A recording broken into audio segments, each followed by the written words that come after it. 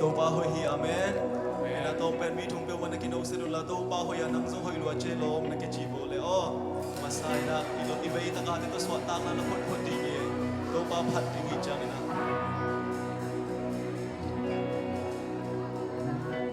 tu na tô ba hồi sa khem pe win gut te lam tu na tô ba hồi lo te chi thung wei ong kom se ko khan ni chu tô ba hồi lo te tô ba hồi lo te to na tô ba hồi gut pe ni no na tô ba ba to khom sia sia ni hallelujah amen tô ba phat khom sia sia ni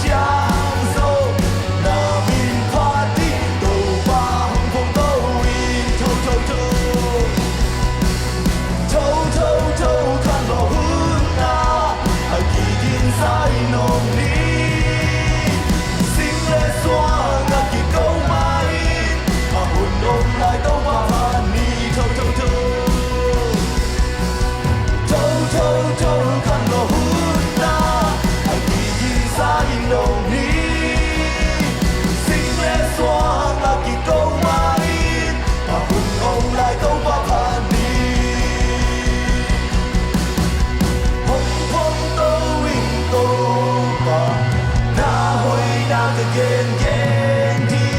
alay pepe di kempe uzati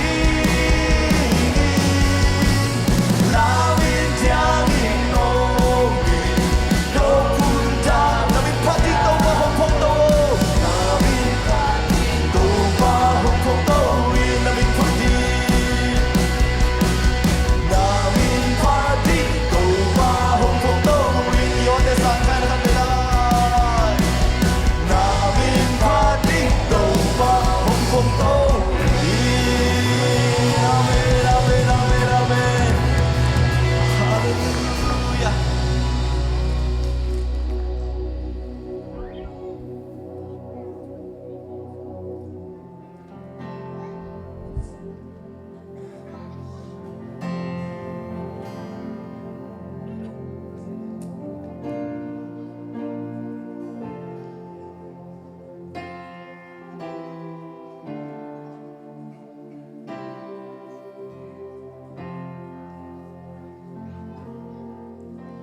Ito ba hongin na liyan hinalomlom Ko'y nakasong nilog ihilain Inasisan hong luwangin ang tanda At tanong buwan ng gabi ahong ina Ito ba hongin na liyan hinalomlom Ko'y nakasong nilog ihilain Inasisan hong luwangin ahong kanta At tanhong bolay lamdang veo At tanhong bol lamdang ahong ina Tua sisa na hikalong no pagkimnan Tua sisa na hikagi sa na pen Calvary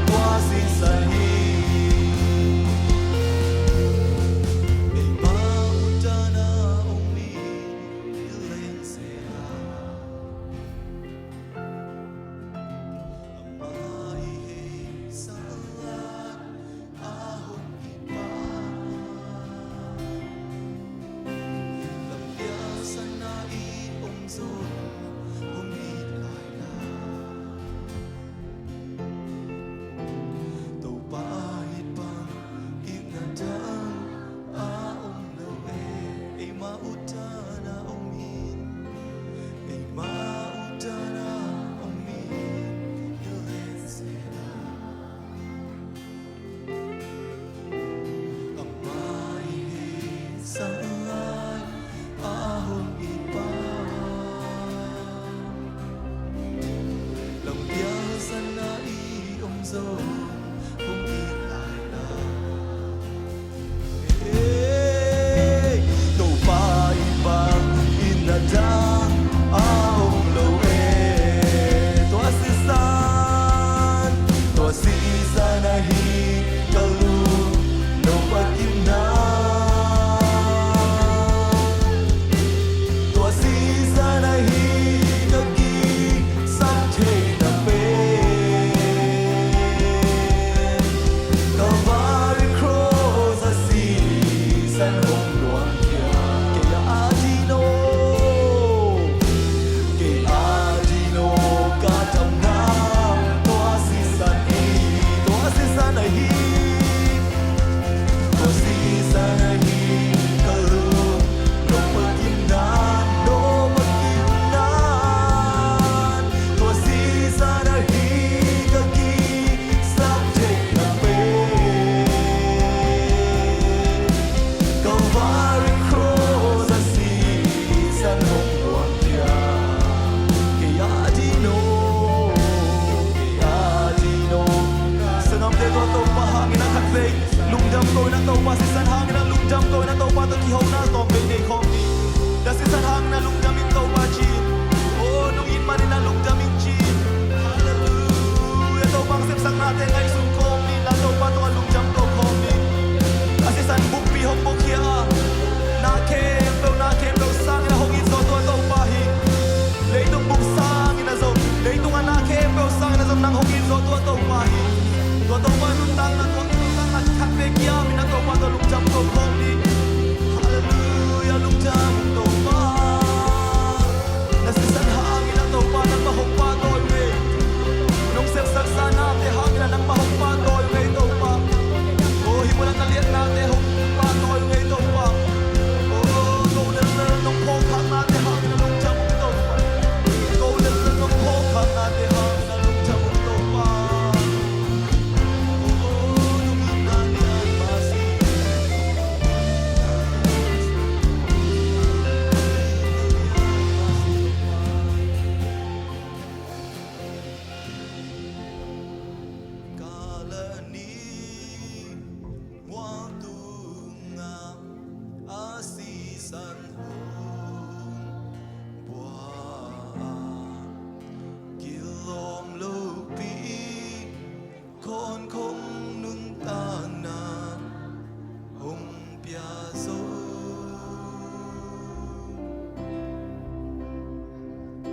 Alyam mahang dam na